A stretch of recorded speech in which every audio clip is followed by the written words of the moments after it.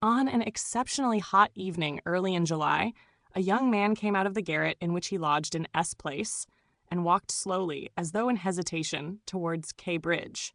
He had successfully avoided meeting his landlady on the staircase. His garret was under the roof of a high, 5-storied house and was more like a cupboard than a room. The landlady, who provided him with garret, dinners, and attendance, lived on the floor below, and every time he went out, he was obliged to pass her kitchen, the door of which invariably stood open. And each time he passed, the young man had a sick, frightened feeling, which made him scowl and feel ashamed. He was hopelessly in debt to his landlady and was afraid of meeting her. This was not because he was cowardly and abject, quite the contrary, but for some time past he had been in an overstrained, irritable condition, verging on hypochondria.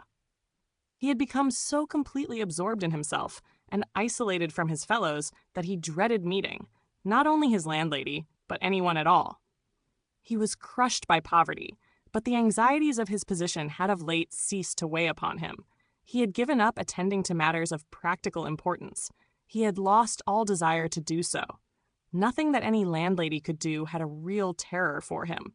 But to be stopped on the stairs, to be forced to listen to her trivial, irrelevant gossip, to pestering demands for payment, threats and complaints, and to rack his brains for excuses, to prevaricate, to lie.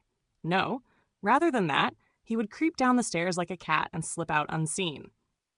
This evening, however, on coming out into the street, he became acutely aware of his fears. I want to attempt a thing like that and am frightened by these trifles, he thought, with an odd smile. Yes, all is in a man's hands, and he lets it all slip from cowardice. That's an axiom. It would be interesting to know what it is men are most afraid of. Taking a new step, uttering a new word is what they fear most. But I am talking too much. It's because I chatter that I do nothing. Or perhaps it is that I chatter because I do nothing. I've learned to chatter this last month, lying for days together in my den thinking of Jack the Giant Killer. Why am I going there now? Am I capable of that? Is that serious? It is not serious at all. It's simply a fantasy to amuse myself, a plaything. Yes, maybe it is a plaything. The heat in the street was terrible, and the airlessness, the bustle and the plaster, scaffolding, bricks and dust all about him, and that special Petersburg stench, so familiar to all who are unable to get out of town in summer, all worked painfully upon the young man's already overwrought nerves. The insufferable stench from the pothouses, which are particularly numerous in that part of the town, and the drunken men whom he met continually, although it was a working day, completed the revolting misery of the picture. An expression of the profoundest disgust gleamed for a moment in the young man's refined face. He was, by the way, exceptionally handsome, above the average in height, slim, well-built, with beautiful dark eyes and dark brown hair. Soon he sank into deep thought, or more accurately speaking, into a complete blankness of mind. He walked along not observing what was about him, and not caring to observe it. From time to time he would mutter something, from the habit of talking to himself, to which he had just confessed. At these moments he would become conscious that his ideas were sometimes in a tangle, and that he was very weak. For 2 days he had scarcely tasted food. He was so badly dressed that even a man accustomed to shabbiness would have been ashamed to be seen in the street in such rags. In that quarter of the town, however, scarcely any shortcoming in dress would have created surprise. Owing to the proximity of the Haymarket, the number of establishments of bad character, the preponderance of the trading and working-class population, crowded in these streets and alleys in the heart of Petersburg, types so various were to be seen in the streets that no figure, however queer, would have caused surprise. But there was such accumulated bitterness and contempt in the young man's heart that, in spite of all the fastidiousness of youth, he minded his rags least of all in the street. It was a different matter when he met with acquaintances or with former fellow-students, whom, indeed, he disliked meeting at any time. And yet when a drunken man who, for some unknown reason, was being taken somewhere in a huge wagon dragged by a heavy dray horse, suddenly shouted at him as he drove past, "Hey there, German hatter," bawling at the top of his voice and pointing at him, the young man stopped suddenly and clutched tremulously at his hat. It was a tall, round hat from Zimmerman's, but completely worn out, rusty with age, all torn and bespattered, brimless and bent on one side in a most unseemly fashion. Not shame, however, but quite another feeling akin to terror had overtaken him. "I knew it," he muttered in confusion. "I thought so. That's the worst of all. Why, a stupid thing like this, the most trivial detail, might spoil the whole plan. Yes, my hat is too noticeable. It looks absurd, and that makes it noticeable. With my rags, I ought to wear a cap, any sort of old pancake, but not this grotesque thing. Nobody wears such a hat. It would be noticed a mile off. It would be remembered. What matters is that people would remember it, and that would give them a clue. For this business, one should be as little conspicuous as possible. Trifles? Trifles are what matter. Why, it's just such trifles that always ruin everything." He had not far to go. He knew indeed how many steps it was from the gate of his lodging house. Exactly 730. He had counted them once when he had been lost in dreams. At the time, he had put no faith in those dreams and was only tantalizing himself by their hideous but daring recklessness. Now, a month later, he had begun to look upon them differently. And in spite of the monologues in which he jeered at his own impotence and indecision, he had involuntarily come to regard this hideous dream as an exploit to be attempted, although he still did not realize this himself. He was positively going now for a rehearsal of his project, and at every step his excitement grew more and more violent. With a sinking heart and a nervous tremor, he went up to a huge house, which on one side looked onto the canal, and on the other into the street. This house was let out in tiny tenements and was inhabited by working people of all kinds: tailors, locksmiths, cooks, Germans of sorts, girls picking up a living as best they could, petty clerks, etc. There was a continual coming and going through the two gates and in the two courtyards of the house. 3 or 4 doorkeepers were employed on the building. The young man was very glad to meet none of them, and at once slipped unnoticed through the door on the right and up the staircase. It was a back staircase, dark and narrow, but he was familiar with it already and knew his way, and he liked all these surroundings. In such darkness, even the most inquisitive eyes were not to be dreaded. If I am so scared now, what would it be if it somehow came to pass that I were really going to do it? He could not help asking himself as he reached the 4th story. There his progress was barred by some porters who were engaged in moving furniture out of a flat. He knew that the flat had been occupied by a German clerk in the civil service and his family. This German was moving out then, and so the 4th floor on this staircase would be untenanted except by the old woman. "That's a good thing anyway," he thought to himself, as he rang the bell of the old woman's flat. The bell gave a faint tinkle, as though it were made of tin and not of copper. The little flats in such houses always have bells that ring like that. He had forgotten the note of that bell, and now its peculiar tinkle seemed to remind him of something and to bring it clearly before him. He started. His nerves were terribly overstrained by now. In a little while, the door was opened a tiny crack. The old woman eyed her visitor with evident distrust through the crack, and nothing could be seen but her little eyes, glittering in the darkness.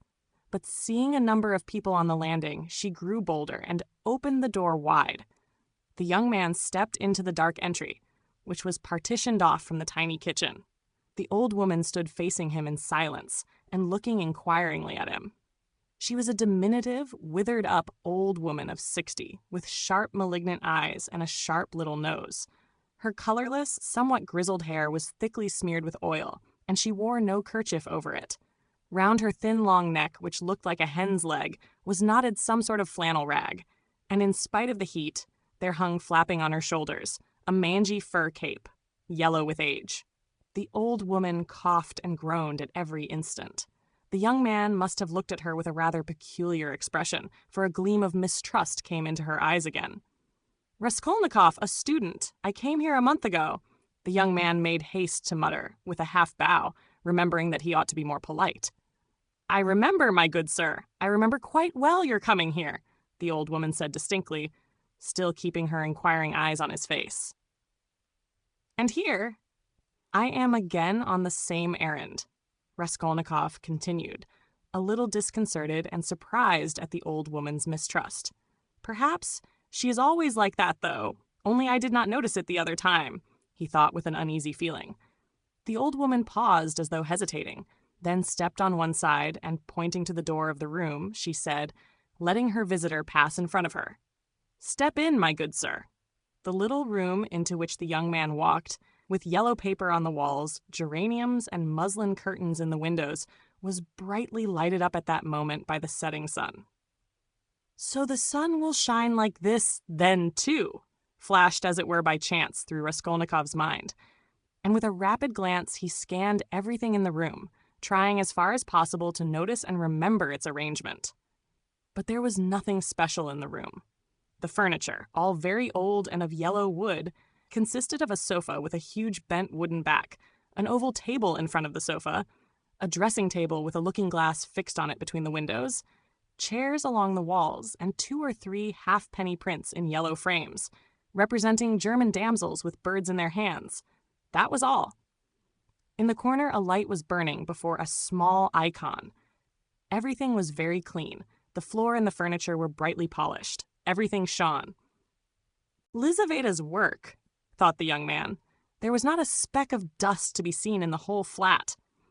"It's in the houses of spiteful old widows that one finds such cleanliness," Raskolnikov thought again, and he stole a curious glance at the cotton curtain over the door leading into another tiny room, in which stood the old woman's bed and chest of drawers, and into which he had never looked before. These 2 rooms made up the whole flat. "What do you want?" the old woman said severely, coming into the room, and, as before, standing in front of him so as to look him straight in the face. "I've brought something to pawn here," and he drew out of his pocket an old-fashioned flat silver watch, on the back of which was engraved a globe. The chain was of steel. "But the time is up for your last pledge. The month was up the day before yesterday. I will bring you the interest for another month. Wait a little." "But that's for me to do as I please, my good sir, to wait or to sell your pledge at once.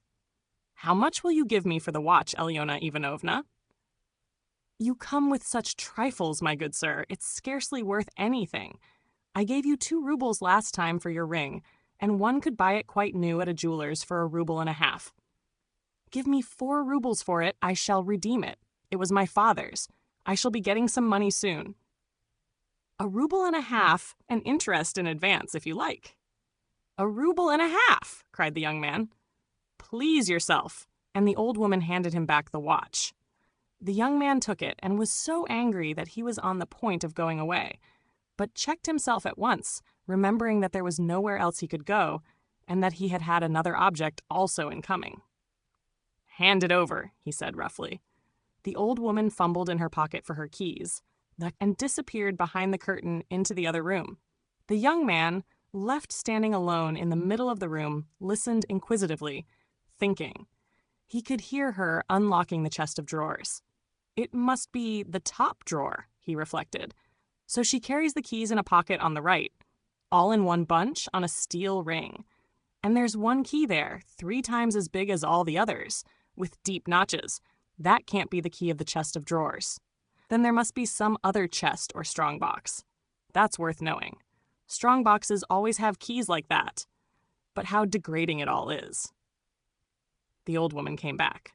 "Here, sir, as we say 10 kopecks the ruble a month, so I must take 15 kopecks from 1.5 rubles for the month in advance. But for the 2 rubles I lent you before, you owe me now 20 kopecks on the same reckoning in advance. That makes 35 kopecks altogether. So I must give you 1.15 rubles for the watch. Here it is." "What?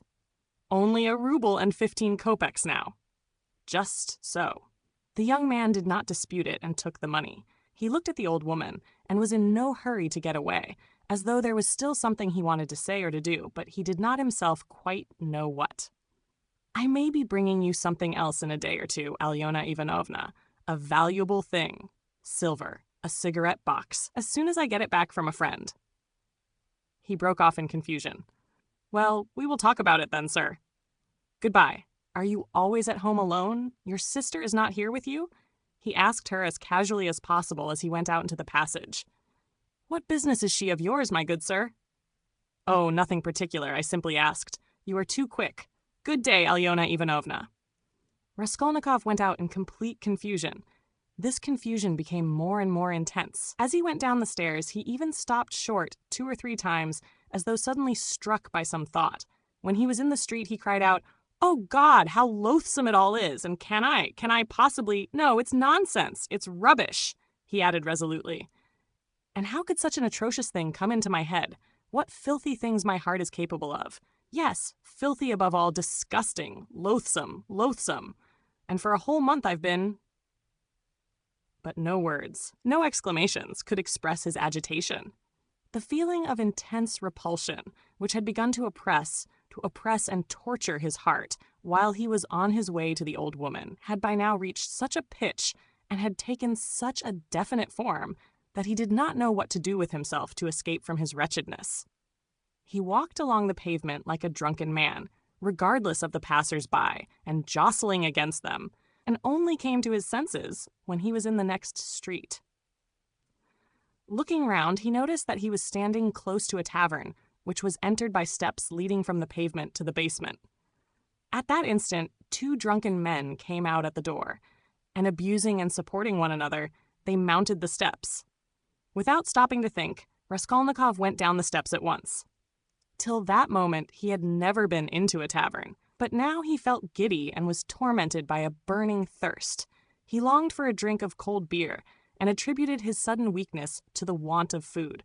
He sat down at a sticky little table in a dark and dirty corner, ordered some beer, and eagerly drank off the first glassful. At once he felt easier, and his thoughts became clear. "All that's nonsense," he said hopefully, "and there is nothing in it all to worry about. It's simply physical derangement. Just a glass of beer, a piece of dry bread, and in one moment the brain is stronger, the mind is clearer, and the will is firm. Phew, how utterly petty it all is." But in spite of this scornful reflection, he was by now looking cheerful, as though he were suddenly set free from a terrible burden, and he gazed round in a friendly way at the people in the room. But even at that moment he had a dim foreboding that this happier frame of mind was also not normal. There were few people at the time in the tavern. Besides the 2 drunken men he had met on the steps, a group consisting of about 5 men and a girl with a concertina had gone out at the same time. Their departure left the room quiet and rather empty. The persons still in the tavern were a man who appeared to be an artisan, drunk, but not extremely so, sitting before a pot of beer, and his companion, a huge, stout man with a gray beard in a short, full-skirted coat. He was very drunk and had dropped asleep on the bench. Every now and then he began, as though in his sleep, cracking his fingers with his arms wide apart and the upper part of his body bounding about on the bench, while he hummed some meaningless refrain, trying to recall some such lines as these: "His wife a year he fondly loved, his wife a year he fondly loved." Or suddenly waking up again. Walking along the crowded row, he met the one he used to know. But no one shared his enjoyment. His silent companion looked with positive hostility and mistrust at all these manifestations. There was another man in the room who looked somewhat like a retired government clerk. He was sitting apart, now and then sipping from his pot and looking round at the company. He, too, appeared to be in some agitation.